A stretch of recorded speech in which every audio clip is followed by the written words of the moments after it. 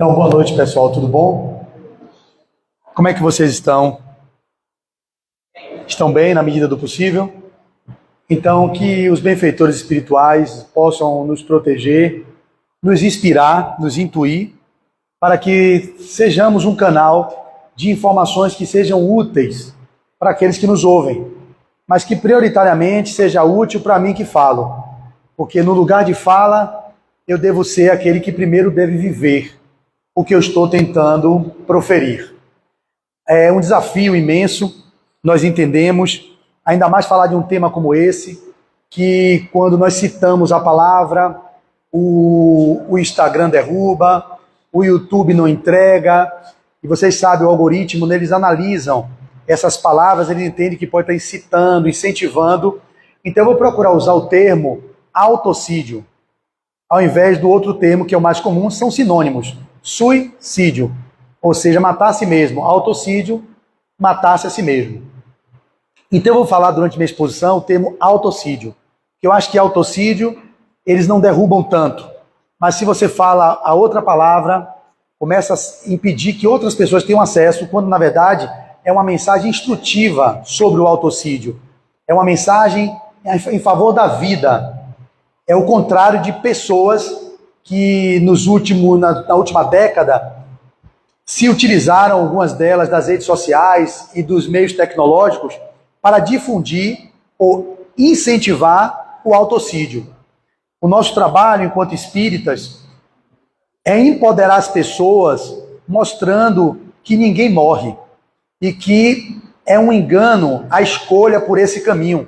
É um caminho que gera mais sofrimento do que, de fato, realização e alívio do sofrimento.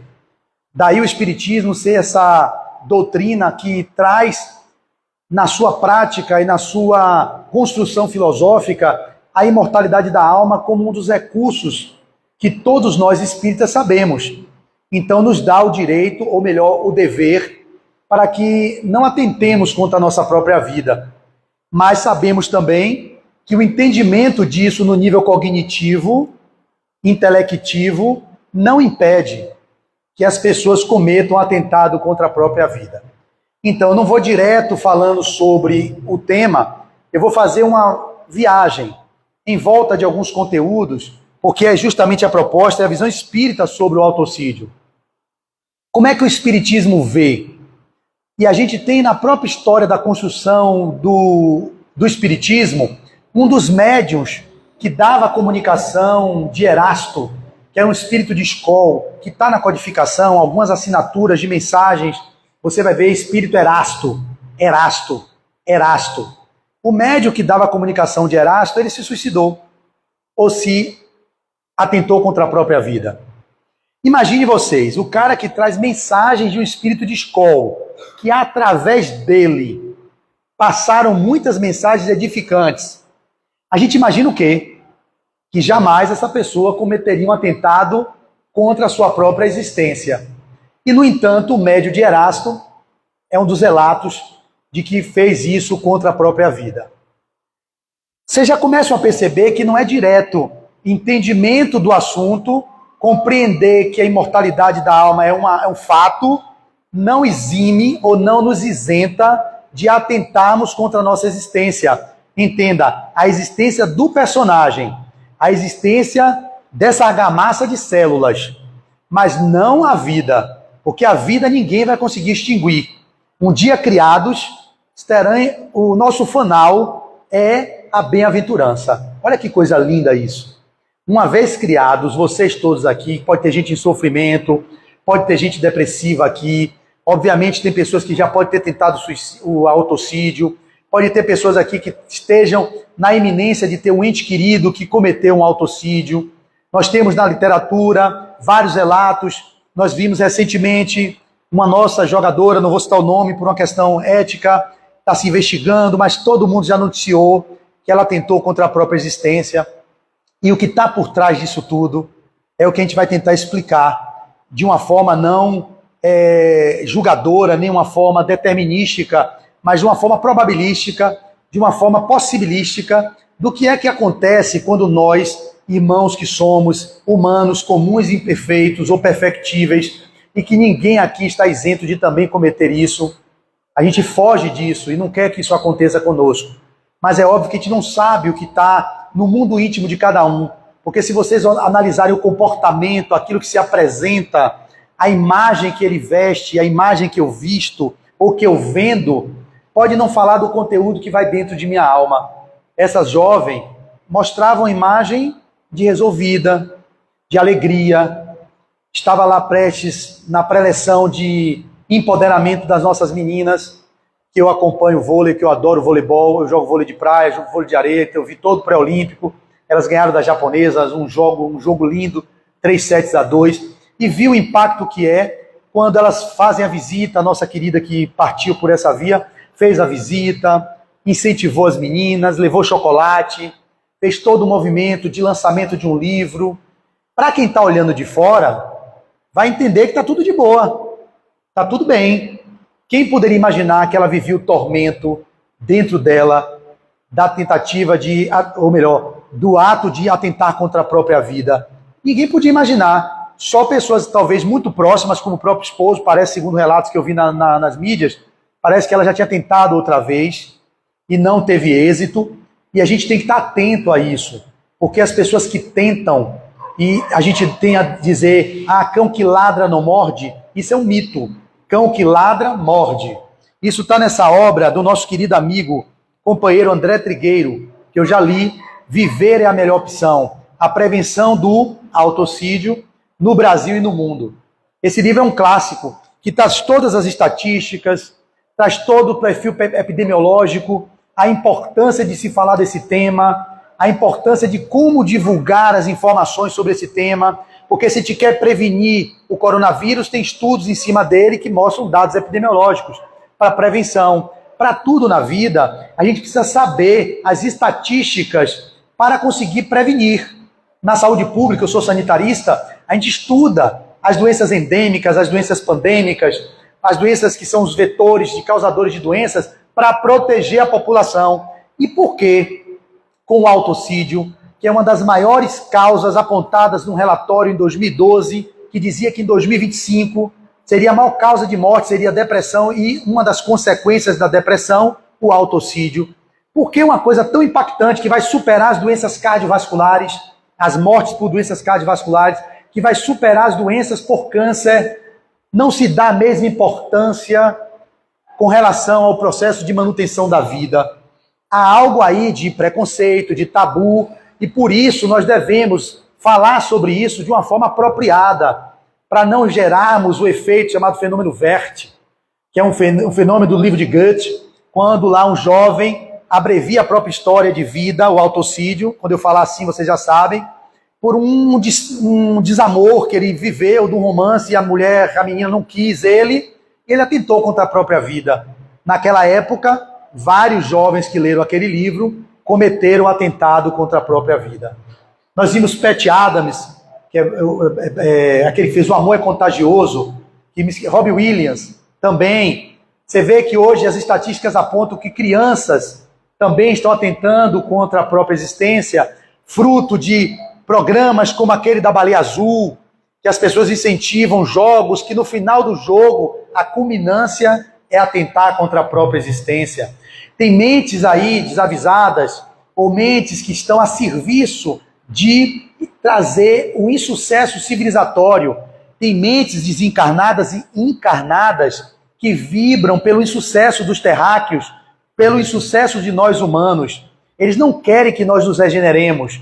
Eles não querem que nós avancemos para os níveis de mundos superiores, que é o nosso fanal, que é a nossa fatalidade única que a gente tem é essa. Nós avançaremos inequivocamente, queiramos ou não, nem que seja de forma compulsória, respeitando-se o livre-arbítrio dentro de alguns contextos, mas de algumas vezes tem que ser de forma coercitiva, tem que ser de forma determinística, porque a lei ela é imutável, ela é inexorável. O Pai nos dá o livre-arbítrio de escolhermos o melhor momento, de continuarmos no processo evolutivo. Mas tem algum momento que chega que não dá mais para você dizer que não quer evoluir. Você é impulsionado à evolução de acordo com todos os movimentos que a vida nos empurra para crescer. Então a gente pode demorar mais, séculos, milênios. Podemos sim, por escolha. Mas em algum momento todos nós estaremos lá, onde Jesus chegou como espíritos puros. Isso nos consola, isso nos anima. Depende das escolhas que estamos fazendo, dos caminhos que estamos trilhando e qual é o propósito que vocês têm no sentido do existir na personagem que vocês ocupam.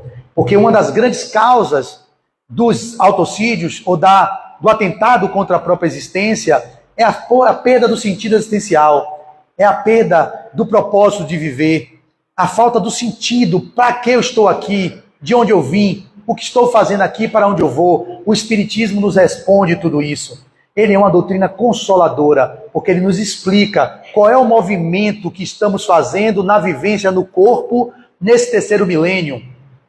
Não é para divertir, aqui não é meramente um parque de diversões, aqui não deve ser um circo, como muitos acham que é, para viver só se divertindo. Aqui é um hospital, escola, um presídio, como está no Evangelho segundo o Espiritismo, no capítulo 3, falando da pluralidade dos mundos. É um sítio malsão, é um hospital, e como hospital, aqui predomina o mal. É dito também, no segundo grau da escala evolutiva, é a predominância do mal que nós vivenciamos. Então é óbvio que a gente está aqui para adquirir habilidades, para evoluir, para crescer, para expandir consciência, para criar uma realidade, além dessa realidade de dor, de sofrimento. Mas estar no mundo de provas e expiações é inerente ao mundo do sofrimento. Faz parte. Como diz o budismo fala sobre as 4 nobres verdades e o caminho óctuplo. Ele vai destrinchar sobre a questão do sofrimento. E diz que o sofrimento é uma escolha, é uma opção. A dor é inevitável. A gente está estudando a série de Joana, a gente lê o livro Plenitude, quem quiser, Plenitude, fala praticamente sobre o sofrimento, só sobre o sofrimento. O sofrimento é um processo que, por não aceitarmos as dores que a vida nos impõe, porque doer é inevitável, a gente sofre, porque somos, como está na questão 913 do Livro dos Espíritos, qual é a origem de todos os males? Vide o egoísmo. Somos seres egóicos, somos seres egoístas. Essa é a base de todas as viciações que imperam no planeta. Então a base do que está por trás do sofrimento é o egoísmo. Se nós fôssemos menos egoístas, que não dá para fazer a toque de caixa, não dá para dizer assim, eu não quero ser egoísta, eu quero ser altruísta, não dá. Porque eu estou lendo a trilogia de Ivone Pereira do Amaral, do Espírito Charles, que escreveu Nas Voragens do Pecado, O Cavaleiro de Lumière, que lemos semana passada, estamos entrando hoje às 22 horas, estou aqui angustiado, que é um grupo de leitura que a gente disputa para um objetivo, uma determinação. A gente vai disparar hoje o Drama de Bretanha. E Charles vai chegar na conclusão da trilogia que em 400 anos esses espíritos recalcitrantes que viveram em 1572, na grande noite de São Bartolomeu, o massacre dos huguenotes, que são os protestantes, que na reforma de Calvino e Lutero, os católicos, irmãos, todos crentes num único Deus. Porque católicos creem no único Deus, evangélicos creem no único Deus, os islamistas creem no único Deus, os espíritas creem no único Deus, e as guerras fratricidas, as guerras santas, é em nome de que Deus? Se todo mundo é filho do mesmo Deus. As religiões têm denominações variadas, mas todos somos filhos do mesmo Pai, e a gente mata um ao outro. E nesse livro, nessa noite fatídica de 1572, gerenciada por Catarina de Médici, uma grande rainha perversa, que jogava no Louvre, lá nos seus calabouços, os que ela queria prender e tirar da sociedade que fugia aos interesses dela. E lá naquela convivência com os espíritos chamado Ruth, que voltou como Berta, no livro Cavaleiro de Lumière, a treta com o Cavaleiro de Lumière, que é justamente o que voltou, Luiz de Nardoni, que era um dos grandes defensores do catolicismo e que matava os protestantes com espada, só porque não professava o catolicismo. Imagine, o senhor é protestante, mas está servindo ao Cristo. A família que ele dizimou era uma família de protestante que servia ao Cristo como poucos católicos faziam, protestantes. E eles, na comunidade, faziam um trabalho belíssimo de reorganização da sociedade. Tanto que ele, que é o Luiz Nardoni, que era um fundamentalista, um fanático religioso, os problemas não estão nas religiões, estão nos fundamentalismos que criamos quando estudamos as religiões. Porque tudo na religião tem coisa boa. O evangelho do Cristo, tanto para o protestante, quanto o católico, quanto o espírita, fala de amor. A gente que interpreta de forma equivocada e vai transgredindo e fazendo um monte de leituras que são atrapalhadas, e fica todo esse movimento, que é essa bagunça que a gente gera. E essa história que eu trago, por quê? Porque tem um autocídio na história. Esse Luiz de Nardoni, que era o capitão que defendia com veemência, que eu esqueci o sobrenome, capitão no seu quezinho, as memórias falham, porque você vai ler num livro, ali no outro, e começa a atrapalhar, mas está aqui a história, está no meu inconsciente. Ele era o capitão, sei lá, ele matava todo mundo, só que ele desencarna. Desencarna, eu vou dar spoiler, vocês não vão ler? Vocês não leem? Então eu posso falar. Ele vai ser preso por Catarina de Médici, ela joga ele no calabouço, ele morre dentro do calabouço, comendo frio, umidade, ração humana de 3 em 3 dias, caquético, de tuberculose, desencarna e se acha vivo, porque ele não sabia que existia vida após a morte, e ele retorna como o Cavaleiro de Lumière, na Bélgica, Lumière, e lá, numa nova roupagem, encontra-se com Ruth, que era a paixão da vida dele, que ele foi louco por ela, nunca amou ninguém, como padre, como defensor do catolicismo, só se apaixonou por essa mulher, que é uma treta que, se vocês puderem, leiam a trilogia. Começa com Nas Voragens do Pecado, o Cavaleiro de Lumière, o Drama de Betânia. Vocês vão ficar loucos. Eu digo o tempo de leitura de cada livro. O primeiro, 10 horas e meia de leitura. O segundo, 6 horas e meia, porque eu cronometro tudo, eu sou neurótico. E esse de hoje, que vai liberar 10 da noite, 5 horas e meia. Eu já sei, que eu já fiz a estatística, o número de páginas. Eu vou pegar 10 horas e vou ler até 3 da manhã.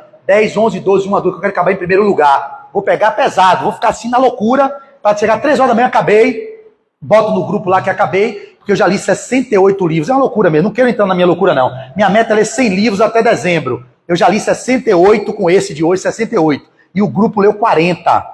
Eles têm a meta de 50 e a minha meta é de 100. Eu preciso ler 30 livros até dezembro, eu acho que eu vou conseguir. Mas o que eu quero trazer para vocês é o incentivo à leitura, porque nessa história está ali o autocídio. Ele volta e o que é que acontece com ele? Ele simplesmente se apaixona por essa mulher de novo, de outro nome, nome Berta, ela veio, Ruth voltou como Berta, e ele simplesmente não suporta as tretas que ocorreram. Ela ficou com o que era irmão de leite dele, e simplesmente ele não suportou, foi definhando, deprimiu, se jogou de umas pedreiras embaixo, se acabou todo. O que está por trás do autocídio, eu vou dizer a vocês. Eu digo com tranquilidade, que não sou eu quem diz é Kardec, quem diz são os espíritos. Quem diz é Joana, quem diz é Manuel Flamengo de Miranda, quem diz são os espíritos que trazem psicografias. Não é covardia e nem é coragem, é egoísmo. O pano de fundo do suicídio é um egoísmo. Vocês vão entender por quê. Como egoísmo? A questão 913 diz o quê? Qual é a base de todos os vícios? Vide o egoísmo. Eu vou ler ipsis verbis, ipsis liter. Dentre os vícios, qual o que se pode considerar como radical? Dentre os vícios, como pode se considerar o radical? Resposta dos espíritos. Não o dissemos muitas vezes, é o egoísmo. Dele deriva todo o mal. Estudai todos os vícios e vereis que no fundo de todos este está o egoísmo. Inutilmente os combatereis e não conseguireis extirpá-los, enquanto não houverdes atacado o mal em sua raiz, não houverdes destruído a causa. Que todos os vossos esforços, portanto, tendam para esse objetivo, porque está a verdadeira chaga da sociedade, o egoísmo. Então, se nós temos concupiscência, lascívia, maledicência, temos fofoca, inveja, qual é a base disso tudo? O egoísmo. Qual é a base do orgulho? O egoísmo. A vaidade? O egoísmo. Qual é então o remédio? Qual é então como é que é aquele termo? O antídoto para o egoísmo? Sabe qual é? Não sabem. Sabe qual é o antídoto para o egoísmo? Não é o altruísmo, não. Porque mudar de ser egoísta para ser altruísta não é transformação moral, é mudança comportamental. E eu disse o livro porque na trilogia ela vai falar, o Charles, séculos para se fazer uma transformação. Não só Charles, como Neo e Lúcio, como Emmanuel. Todos dizem, para transformar moralmente uma inabilidade, você leva séculos. Esses espíritos viveram em 1572, século XVI, voltaram em 1600 e pouco, século XVII, e o de hoje que eu vou ler, o Drama de Bretanha, século XVIII para o XIX. Então, 400 anos numa treta sem fim, indo para o plano espiritual, tendo contato com benfeitores, mostrando, não, você vai voltar. E aí eles estão voltando no Drama de Bretanha em outros papéis. Berta vai vir como irmã do outro, que era apaixonado, como primo do que era o pastor protestante, para ajustá-los, e eles vão falir de novo. Eu já sei, porque Charles, ele foi escrever os livros porque ele não acreditou no drama de Bretanha. Foi um drama tão grande que não é possível. Que personagens são esses? Ele foi e voltou para lá, para Lumière, fez uma avaliação psicométrica, que vocês não sabem o que é. A percepção, a psicometria é isso que Divaldo tem. Por exemplo, você pega um livro como esse, que era meu sonho, bota a mão aqui e capta todo o conteúdo do livro. Eu não precisava me acabar um ano inteiro para ler 100 livros. Eu lia 200. Bota a mão e pega, bota a mão e pega. Psicometria é isso. Lá na Inglaterra, os médios, como no Brasil, você teve uma morte de alguém, você toca no objeto daquele alguém e você capta, ó, ele está enterrado numa fazenda tal, não sei o que. A pessoa tem a psicometria, que é a capacidade de saber pelos objetos onde está aquela pessoa que pertenceu àquele objeto, ou tem a capacidade também de captar o conteúdo daquilo com o toque. Isso é maravilhoso. Então, esse Charles voltou para Lumière para poder perceber psicometricamente o que é que aconteceu naquela psicosfera para aqueles personagens fazer um drama desse, que eu vou ler agora de noite, que eu não sei, mas já imagino. Que besteira esses caras fizeram. Aí ele foi chegar até 1572 e trouxe a trilogia. Começou lá atrás, em 1572, a treta que vem se desenvolvendo e se desdobrando até o século 1700 e pouco. Então percebam, o processo do antídoto para o egoísmo. Qual é o antídoto para o egoísmo? O autodescobrimento. Olha que lindo. Você vê que eu vou falar pouco do autocídio, que não interessa. Vocês podem pegar na estatística de autocídio, está aqui no livro dele, a cada 4 segundos uma pessoa se abrevia a própria existência. Vocês sabiam disso? 1, 2, 3, 4. Uma pessoa tirou sua vida. Acho que é 4 segundos ou é 40 segundos, eu não lembro. Acho que é 40 segundos. Hã? A cada 4 segundos a tentativa, a cada 40 um tiro. Então imagina, a cada 40 segundos tira a vida. Imagine que coisa absurda.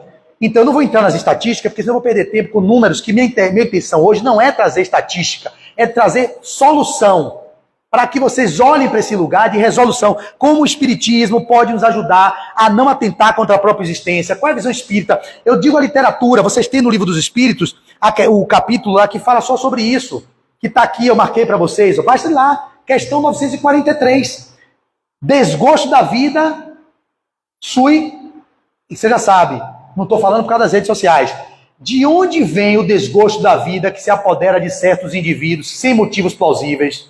Resposta dos Espíritos. Tudo livro dos Espíritos, gente. Resposta: efeito da ociosidade, da falta de fé. Os seus espíritos respondem, eu não. E frequentemente da saciedade. Para aquele que exercita suas faculdades com um objetivo útil e segundo suas aptidões naturais, o trabalho não tem nada de árido e a vida se escoa mais rapidamente. Ele suporta as vicissitudes com tanto mais paciência e resignação, quanto age em vista uma felicidade mais sólida e mais durável que o espera. Questão 943, que vai da 943 até qual? Até a 957. Só falando sobre o autocídio, sobre o atentado contra a vida. Você tem no Livro dos Espíritos, eu vou ficar aqui perdendo tempo para ficar falando sobre isso. Quero falar o que eu consigo compreender na leitura e mostrar um roteiro seguro para vocês. Então aqui vocês já têm, anotem, questão 943 do capítulo, no livro 4, capítulo 1, Desgosto da Vida, Autocídio. Ele continua, 944, o homem tem o direito de dispor da sua própria vida? Não, só Deus tem esse direito. O sui voluntário é uma transgressão desta lei. O sui não é sempre voluntário? Perguntou Kardec. Disse não. O louco se mata, não sabe o que faz. O louco que se mata não sabe o que faz. Continua Kardec. Que pensar do sui que tem por causa o desgosto da vida? Ele responde, insensatos. Por que não trabalhavam? A existência não seria uma carga. Se trabalhasse, não seria carga. Então, os espíritos são mais duros do que eu estou tentando amenizar. Eu estou tentando aliviar aqui, falar de uma forma doce. Porque quem perde um ente querido por essa via, é óbvio que ouve um negócio desse, fica machucado, fica melindrado. Então não é isso que eu estou aqui para fazer. Eu estou aqui para trazer consolo. Mas mostrar como vocês podem fazer, até eu, para não cair nessa coisa. Não perder o sentido de vida e se atrapalhar e depois cometer um atentado contra a vida. Então no Livro dos Espíritos está claro para vocês onde está? Está claro. E onde está no Evangelho? Vocês sabem onde está? Está lá no capítulo que fala sobre o sui e a loucura. Capítulo 5, o maior capítulo do Evangelho, bem-aventurados os aflitos. Você vai ter aqui o sui e a loucura durante quase 2 páginas, só explicando o que são os motivos do sui e a loucura. Que na época de Kardec, em 1857, falava loucura, a gente fala das doenças mentais, os transtornos mentais, para ser politicamente correto. Para a gente fazer a palestra redonda e tocar vocês, eu tenho até 7 quanto? Até 7h50? Pronto, eu vou tentar fechar 7h50, que eu vou voltar para o consultório, que eu vou atender outra paciente 8h15. Para poder fazer de uma forma bem chuta e deixar vocês com gosto de quero mais e com esperança. Então perceba, eu falei, qual é o antídoto para o egoísmo? É ser altruísta? Não. Quem quer ser altruísta está vivendo na persona, máscara do ego. Ninguém transforma-se egoísta e altruísta em uma encarnação. São séculos. Olha Charles falando, Neil Lúcio falando, Emmanuel falando. Como é que vocês querem? Kardec fala isso. Como é que você reconhece o verdadeiro espírita? Pelo esforço que faz para domar as más inclinações. Olha bem, ele não falou aquele que doma as más inclinações. Pelo esforço que faz para domar as más inclinações. O que é que tem nessa frase? Esforço. E tem embutido o quê? Mais inclinações. Já está inerente à condição humana que nós temos mais inclinações. Ponto. O que está no Evangelho no capítulo 3, que nós estamos no quinto degrau da escala evolutiva, mundo de provas e expiações. Leiam lá. O que é que predomina nesse mundo? Predomina o mal. Então aqui a gente predomina o mal. Não tem para onde correr. Então somos egoístas, estamos no hospital, num presídio, numa escola para aprender a trabalhar isso e entender a verdade, que também está na codificação. Onde está a verdade? Na consciência. A verdade são as leis de Deus, está na consciência. Não é isso? Olha que amarração eu estou fazendo. Para vocês estudarem o Espiritismo assim, fazendo o link, Evangelho, Céu e Inferno, a Gênese, trazendo citação de obras póstumas que fala lá sobre o SUI também. Quando eu falar SUI, gente, é que eu estou tentando não dizer a palavra completa, vocês já sabem, né? Para o algoritmo não derrubar minha live e não fazer com que não possa chegar adiante. Tá bom? Então, você vê que as pessoas até escrevem assim, SUI, botam uma letra ao contrário. Vocês já viram isso? É para isso. Para poder o algoritmo não destruir e não botar pra frente. Então, venha com o meu raciocínio, venha comigo. Então, você só tem como combater o egoísmo não criando o altruísmo. Porque não cria. Se você criar, você está sendo mudança de comportamento. Ah, Flávio, não muda. Não. Mudar comportamento é negar a realidade. Está na codificação que se você só conhece a verdade, se autoconhecendo. Questão 919 do Livro dos Espíritos. Então, qual é eu falei aqui que o maior vício é o egoísmo. Mas eu falei, qual é o antídoto? Questão 919.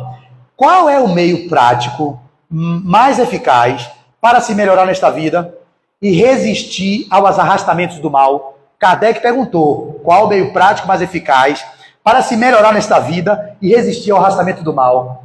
A resposta foi assim, seja uma pessoa altruísta, negue todos os seus vícios, recalque todas as suas inabilidades. Não, a resposta foi essa, ó. Um sábio da antiguidade disse, conhece-te a ti mesmo, que não foi Sócrates, estava no pórtico de Delfos, lá com a Pitonisa, que era uma médium do passado, que aqueles sábios visitavam a ela, como hoje visitam os cartomantes, visitam os médios, visitam os jogadores de búzios. A gente vive verdadeiramente buscando sempre oráculos. Nós temos isso desde a época de Moisés, quando Moisés mandou não poder cultuar os mortos ou perguntar aos mortos por quê. A pessoa está perguntando, que eu pinto minha casa, fico com ele ou fico com ela, banalizando a mediunidade para saber de coisas triviais do dia a dia. E Moisés proibiu. Mas se Moisés proibiu a comunicação com os mortos, é porque a comunicação com os mortos existe. Então, se os evangélicos falam que não tem comunicação com os mortos, estão equivocados, não estudaram Moisés. Porque Moisés não pode proibir aquilo que não acontece. Só posso proibir o que acontece. Se Moisés proibiu conversar com o morto, é porque existe a possibilidade de conversar com os mortos. Então, se nós espíritas temos mediúnicas, intercambiamos com os mortos, a gente sabe que isso é real. Eles dizem que não existe, morreu, acabou, céu e inferno. Então, é um monte de gente que às vezes não interpreta as coisas direito, não procura estudar e fica criando essa confusão que a gente vive hoje em dia. Então, voltando, qual é o caminho prático para conseguir encontrar o caminho de transformação do egoísmo? Conhece a ti mesmo. Um sábio da antiguidade disse. Quem disse isso depois? Como é que faz então, Flávio? Santo Agostinho dá um roteiro. Todos os dias, ao final do dia, faça um balanço das suas atividades que você executou naquele dia, perceba se você machucou alguém, se você foi maledicente, se você foi indulgente ou impaciente. A gente não faz isso. Normalmente a gente deita e ora. A gente deita, apaga e cai para acordar no outro dia para trabalhar de novo e pouco contato fazemos com o mundo íntimo. Poucos de nós fazemos um momento de silêncio, um momento de meditação para ouvir quem? Para ouvir quem? Deus. Porque Deus está onde? Está dentro. Não é isso que Jesus falou? Vós sois deuses. Buscarei a verdade e a verdade vos libertará. A verdade está fora? Está dentro. Se você não vai para dentro, você não tem como descobrir a verdade. E o que é a moral? O que é a moral? É a regra do bem viver. Onde está a regra do bem viver? Dentro da gente. Isso aonde? Na consciência. E como é que eu estudo minha consciência para saber a regra do bem viver, encontrar a verdade, encontrar Deus? É conversando? É fazendo palestra? É lendo livro? Não. É silenciando. Como Madre Teresa de Calcutá falou, um jornalista perguntou a ela: Madre, como é que você faz para ouvir Deus? Como é que você faz para conversar com Deus? Ah, meu filho, o repórter, eu faço silêncio. É mesmo, Madre? E como é que você consegue ouvir ele? Ah, de silêncio para silêncio, nada precisa ser dito e tudo é escutado, porque no silêncio ela ouve Deus. Porque Deus está o tempo todo, entenda Deus, a consciência suprema, a causa incausada, até os benfeitores são filhos de Deus, está o tempo todo querendo inspirar a Flávia, inspirar todos nós, a Val, só que a gente não para ouvir, é só falar, tá?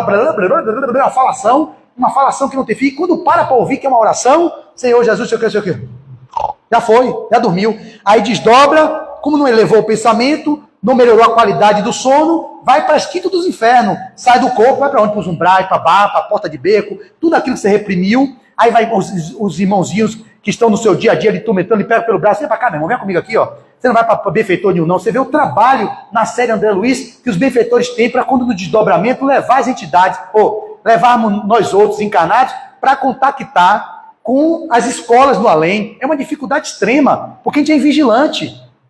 Vivemos na invigilância, e eu quando falo de mim, eu também vivo na invigilância, o tempo todo, mas é um processo que hoje eu já tenho uma consciência. O que é que me diferencia hoje? Eu não me tornei altruísta, eu não me tornei indulgente, eu não me tornei paciente, eu reconheço que eu sou impaciente, que eu sou intolerante, que eu sou raivoso, que eu sou egoísta. Reconhecer é o primeiro passo para transformar. Ninguém transforma o que não reconhece. Eu só posso transformar aquilo que eu reconheço. Se você nega que é egoísta, se você nega que é vaidoso, se você nega que não é que não é indulgente, se você nega isso tudo, você não vai mudar nunca. Você vai continuar vivendo na persona do bonzinho, que é a persona das máscaras do ego, a persona do generoso, a persona do altruísta, a persona que toma a palmatória da família inteira para cuidar de todo mundo. Mentira! Você é extremamente egoísta, faz isso porque você tem carência, você quer ser amado, você quer ser aceito, você quer ser validado, e por isso você sofre tudo, dá o osso, o couro, em nome de uma causa que na verdade não está fazendo por você, porque não tem como amar o próximo se você não ama a si mesmo. Não foi eu quem disse, foi Jesus.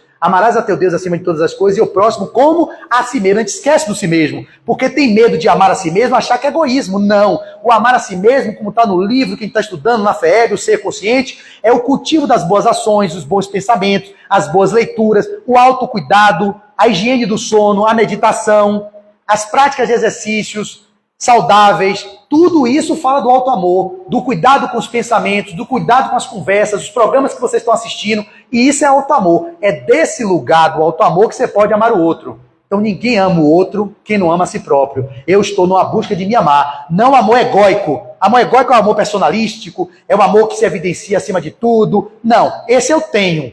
Mas eu estou exercitando o outro amor, que é o cuidado com o meu self. O que é o self? O si mesmo, o espírito imortal que eu sou. Para nesse autocuidado, eu ser uma melhor contribuição para os meus irmãos e as pessoas que estão à minha volta. As pessoas que ouvem minhas palestras. Se eu falasse aqui de um lugar de viver o amor, se eu já vivesse esse lugar de não ser egoísta, eu não precisava falar tanto. Minha presença era curativa. Como Jesus chegava, ele pacificava as pessoas. Chico Xavier, quando reunia, ele fazia psicografias de 5, 6, 7, 8 horas. E um silêncio sepulcral, porque a presença dele era tão nutridora que ele não precisa falar nada. Então, Madre Teresa disse isso: quando eu quero falar com Deus, quando eu quero ouvir Deus, eu silencio, porque de silêncio para silêncio a gente se escuta. Precisamos silenciar. Então, o antídoto para o egoísmo é o autodescobrimento, ou autoconhecimento. Devassar o mundo íntimo para evitar que o vazio existencial nos atormente. Uma das maiores causas do atentado contra a própria existência. Nós perdemos, como dizia um grande autor dos séculos passados, o endereço de Deus. Eu traria em uma nova roupagem, numa atualização da linguagem para o século XXI, nós perdemos o endereço de nós mesmos, porque Deus está dentro de cada um de vocês. Quando vocês perderam-se nos distratores externos, nas redes sociais, nos programas televisivos, nas vivências das distrações externas, que não nos edificam, que não nos nutrem, nós estamos nos afastando de Deus, estamos nos afastando da verdade, estamos nos afastando do que seria aquilo que nos nutriria para prevenir o atentado contra a existência. Porque quem agride a própria vida, quem se atira de um prédio, quem dá um tiro, quem faz qualquer coisa consigo mesmo, está num grau de sofrimento extremo. Obviamente que está. Mas você viu que essas pessoas que eu citei estavam aparentemente bem.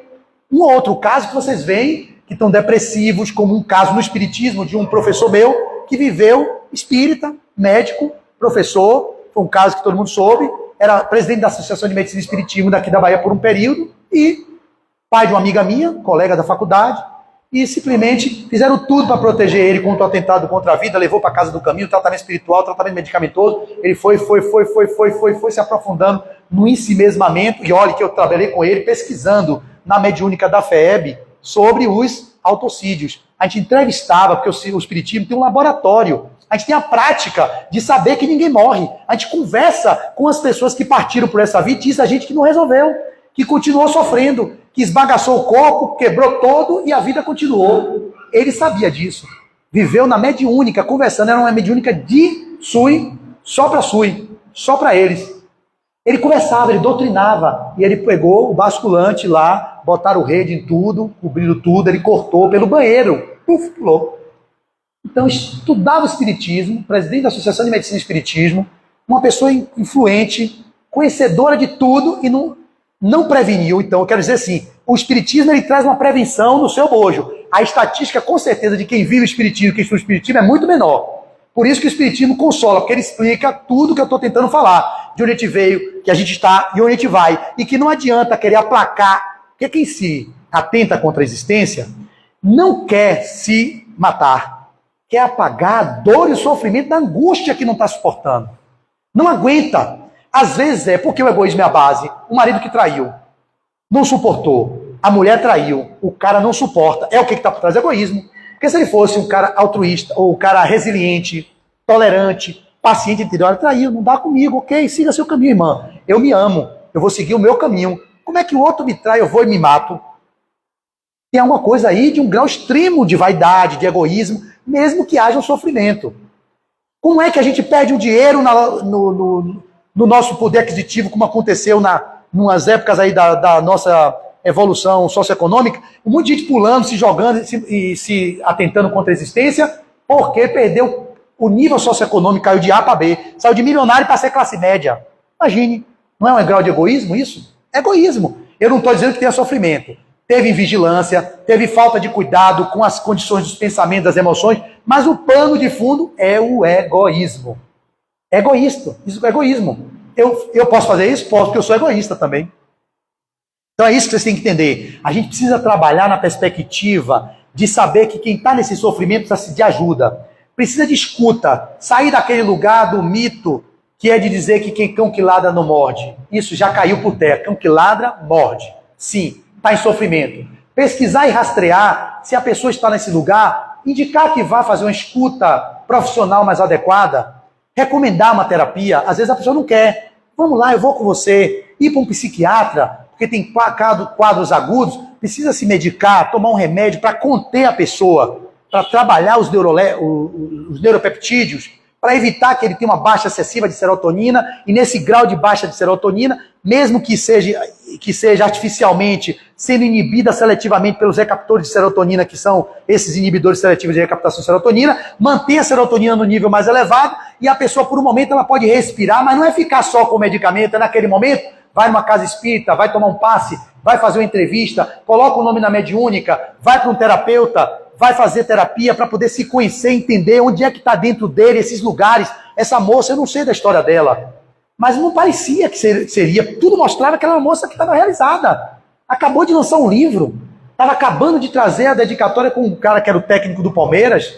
Ele ficou arrasado e de repente vai para o apartamento e vai lá e faz o que fez. E aí eu vou julgá-la? Não, não nos cabe julgá-la. Cabe acolhê-la, orar por ela, envolver a irmã. Os outros falam descansou em paz. Quem descansou em paz? Ali começa o tormento.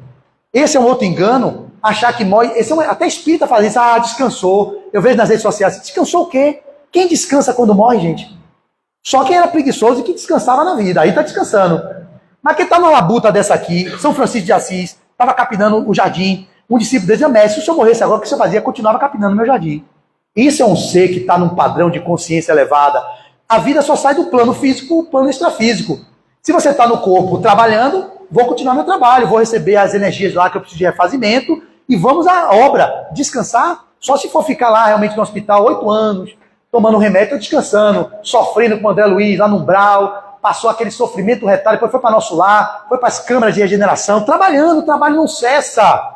O trabalho não cessa, então não falem isso. Isso é uma coisa horrível. Ah, descansou em paz. Quem descansou? Uma pessoa que vive uma vida de entrega ao Divaldo vai descansar? Acabou, vai falecer. Quando falecer, vai continuar trabalhando. Recebe lá de lá, do benfeitor, vem, meu irmão, vamos dar aqui um repousozinho, talvez uns 5 dias aqui no spa, vamos refazer a sua vida, fazer um balanço, e o trabalho continua. Você agora vai ser o médio de Joana.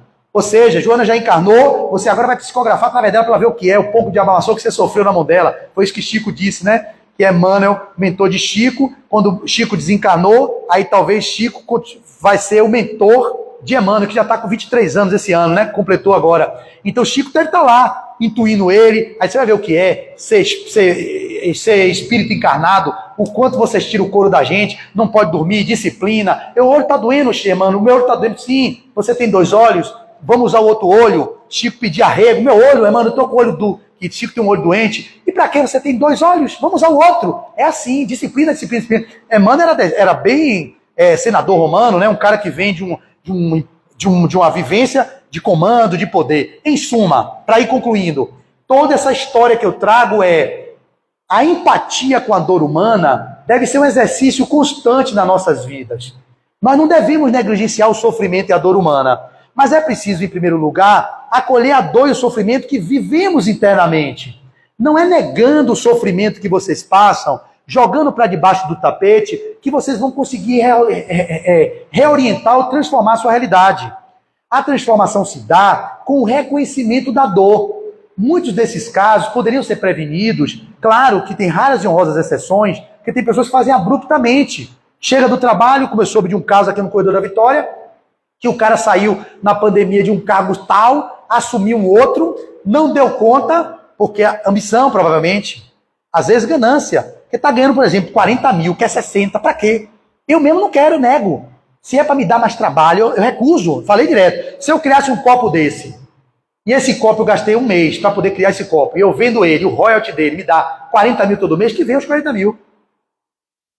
Mas se eu, para fazer esse copo, eu tenho que trabalhar de 8 às 19 todo dia, ir para casa com serviço para banco, para trabalhar de segunda a sexta, eu não quero meus 40 mil, renuncio. As pessoas não têm esse paradigma. Os propósitos delas são pautados no ter. E esquece que a vida é ser. A gente precisa ter um equilíbrio entre o trabalho e o lazer. A gente precisa ter um equilíbrio entre o trabalho e a vida de trabalho de voluntariado. A gente precisa ter equilíbrio entre o lazer e a vida de introspecção, de contemplação. Eu estou buscando isso há 27 anos, depois que eu conheci o Espiritismo. Regular isso, porque a tentação é grande, o chamado é grande, os holofotes, as vaidades, os acepipes da vida, às vezes muita coisa intensa na cabeça de uma pessoa dessa, é muita demanda, e para atender as demandas num frágil emocionalmente, que pode ser assinatura de livros, lançamento, palestra, seminário, a pessoa fica tão tomada de um estresse. Hoje uma das grandes causas de morte é o estresse, está na base de muitos traumas, de muitas doenças. Ele se pega no colapso chamado burnout, né? O burnout, que é aquele cansaço excessivo por estafa do trabalho. Aí quando vê, vai à falência física, o psiquismo declina, abre espaço para entidades sintonizarem e perturbarem o nosso psiquismo. Daqui a pouco a gente está lá, não sabe por que, se jogando e atentando contra a existência. Esse é um ponto, e só vai fazer com que isso não aconteça a vigilância, os pensamentos elevados, as orações, o cuidado com os movimentos de autoencontro, de autoconhecimento, de autodescobrimento, perceber as inclinações, que é o que o espírita verdadeiro